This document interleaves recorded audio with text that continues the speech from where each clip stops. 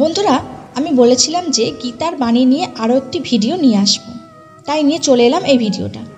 এই ভিডিওটা শেষ পর্যন্ত মন দিয়ে দেখুন। এর ফলে জীবনে অনেক শিক্ষা পাবেন।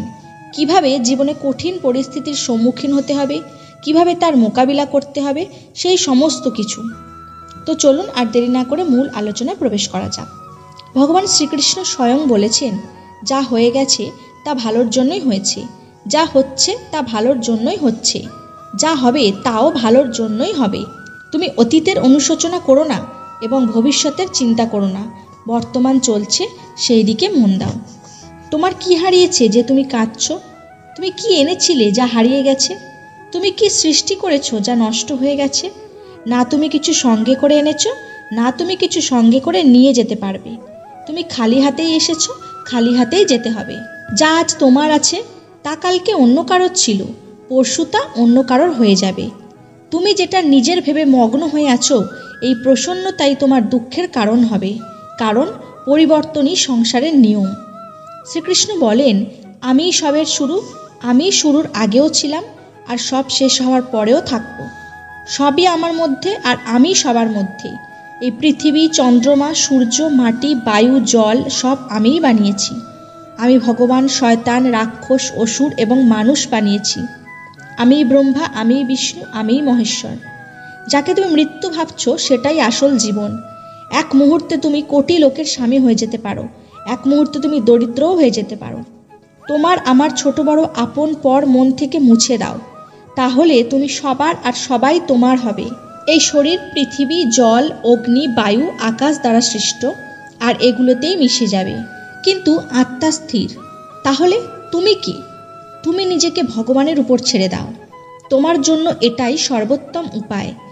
যে ওনার সমর্থন পেয়ে যায় সে ভয়, চিন্তা এবং শোক থেকে দূর আর মুক্ত হয়ে যায়। ভগবান কৃষ্ণ আরও বলেছেন, আমি পৃথিবীর মধুর সুগন্ধ, আমি অগ্নির উষ্ণতা, সব জীবিত প্রাণীর জীবন ও সন্ন্যাসীদের আত্মসংযম আমি সবার পালন করি আর আমি সবের বিনাশ করি। আমি পৃথিবীর সমস্ত প্রাণীদেরই জানি, কিন্তু বাস্তবে আমাকে কেউ জানে না। যখন যখন এই পৃথিবীতে পাপ ও অধর্ম বাড়বে, তখন তখন আমি তা ধ্বংস করতে পৃথিবীতে অবতরণ করব। ক্রোধ মানুষকে নরকের পথে নিয়ে যাওয়ার দরজা। ক্রোধের ফলে মানুষের মন অশান্ত হয়ে পড়ে, সে আবেগের বশে অনেকবার নিজের ক্ষতি করে ফেলে। ভগবান শ্রীকৃষ্ণ বলেন, মানুষকে রাগ থেকে দূরে থাকা উচিত। যতই রাগ হোক না কেন, নিজেকে শান্ত করার চেষ্টা করতে হবে। যে অন্যের কষ্ট বুঝতে পারে, যার মধ্যে দয়া আছে, যাদের মন ভালো, তাদের আর জন্মগ্রহণ করতে হয় না। কাউকে কোনো জিনিস দিয়ে অহংকার করো না, কারণ কে জানে তুমি কোনো জিনিস দান করছো নাকি আগের জন্মের ধার শোধ করছো।